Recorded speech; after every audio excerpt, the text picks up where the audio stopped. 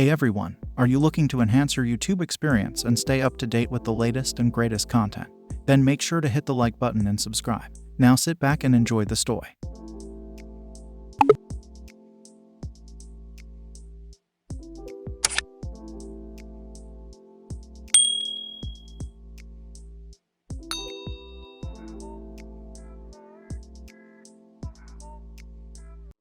As I hit the pavement for my morning jog, I felt invigorated by the cool air and the rising sun.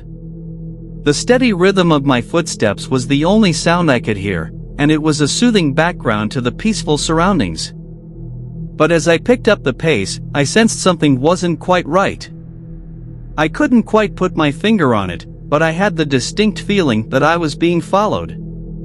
I shook it off and tried to focus on my breathing and the beat of my music. But no matter how hard I tried to ignore the feeling, it persisted, and my heart started to race. I turned my head to the side, but there was no one there.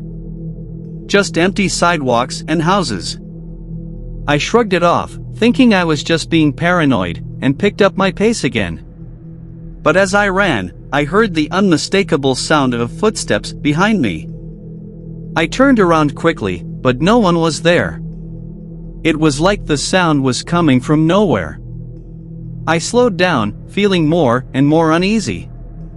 I looked around, trying to spot any sign of movement, but I saw nothing. Just the empty streets and the early morning light. Then I heard it again. The footsteps.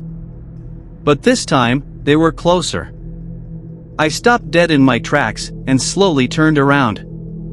And that's when I saw it. A small, black dog, panting heavily, its tongue lolling out of its mouth. It had been following me the entire time. I laughed in relief, feeling foolish for having been so scared. The dog wagged its tail and looked up at me with big, brown eyes. I bent down and patted its head, feeling grateful for the company on my jog. From then on, I noticed the little dog following me every morning. And though it was a strange companion, it made my runs feel a little less lonely. As the days passed, I grew accustomed to having the little dog accompany me on my morning jogs. It would always appear out of nowhere, running up to me with a wagging tail and a happy grin on its face. I started to wonder where it had come from. Did it live nearby? Was it lost? But every time I tried to approach it, it would scamper away, only to return the next day with the same playful energy. Despite my curiosity, I couldn't help but feel grateful for the dog's companionship. It made my runs feel less lonely, and I found myself looking forward to seeing it each morning. One day, as I was running, I noticed the dog was nowhere in sight. I slowed down, feeling a pang of disappointment. Had something happened to it? I scanned the surrounding area, but there was no sign of the little black dog. I continued on my run, but my mind kept wandering back to the dog. I couldn't shake the feeling that something was wrong. As I neared the end of my jog, I spotted a group of kids playing in a nearby park. And there, in the center of the group, was the little black dog, wagging its tail and playing fetch with the kids. I felt relieved and happy to see it again. But as I approached the group, I noticed something odd. The dog seemed to be limping, favoring one of its hind legs. I bent down to get a closer look, and the dog nuzzled its head against my hand. It was then that I noticed a small cut on its paw. I asked the kids if they knew where the dog lived, but they just shrugged and said they had found it wandering around the park a few days ago.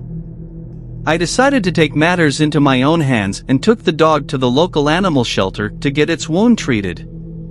At the shelter, I learned that the dog had been abandoned by its previous owners and was in need of a home. Without hesitation, I decided to adopt the little black dog and give it the love and care it deserved. Now, every morning, the dog and I go on our jogs together, happy and healthy. It's amazing how one small act of kindness can lead to so much joy. As I continued to jog with the little black dog, I couldn't shake off the feeling that something was off. The dog had started to behave strangely, whimpering and growling at nothing. It was as if it sensed something that I couldn't see. One morning, as we were running, the dog suddenly stopped in its tracks and started barking ferociously. I turned around, trying to see what had set it off, but there was nothing there. Suddenly, a chill ran down my spine as I heard a low growl coming from behind me. I turned around slowly and saw a dark figure emerging from the shadows. It was a man, dressed in all black, with a menacing look in his eyes. He was holding a large knife, and he was slowly moving towards us.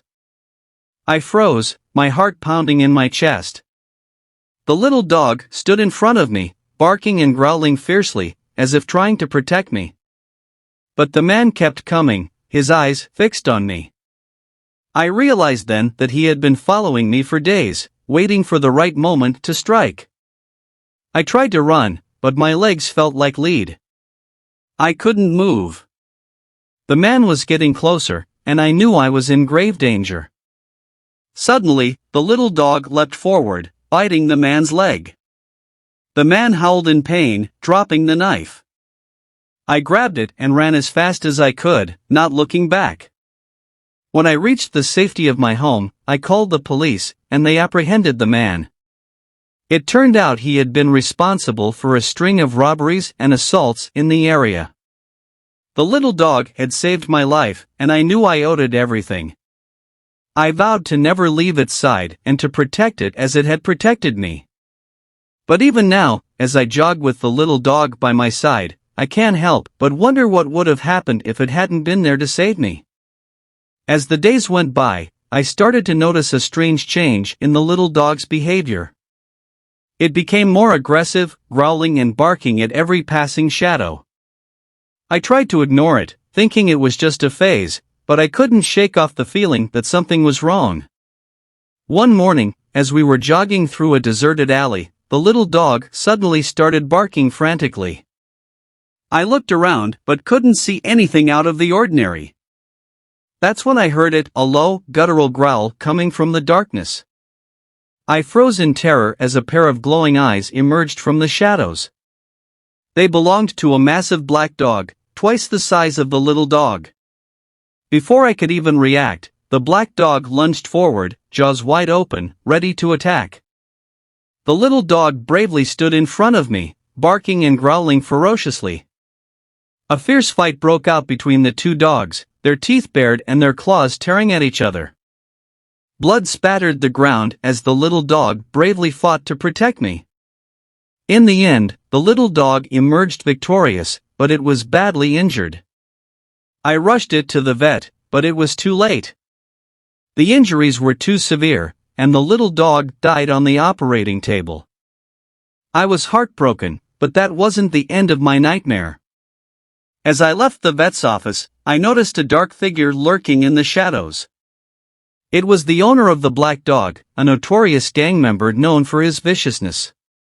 He approached me slowly, a menacing look in his eyes. "You killed my dog," he growled. "Now you're going to pay." I tried to run, but he was too fast. He tackled me to the ground and pulled out a knife, ready to strike. That's when I saw it, the little black dog, its eyes glowing in the darkness. It had returned from the dead, ready to protect me one last time. With a fierce growl, it leapt forward, biting the gang member's leg. The gang member screamed in pain, dropping the knife. I grabbed the knife and ran as fast as I could, not looking back. But even now, as I sit in my house, safe and sound, I can't shake off the feeling that the little black dog is still out there, watching me, waiting to strike again.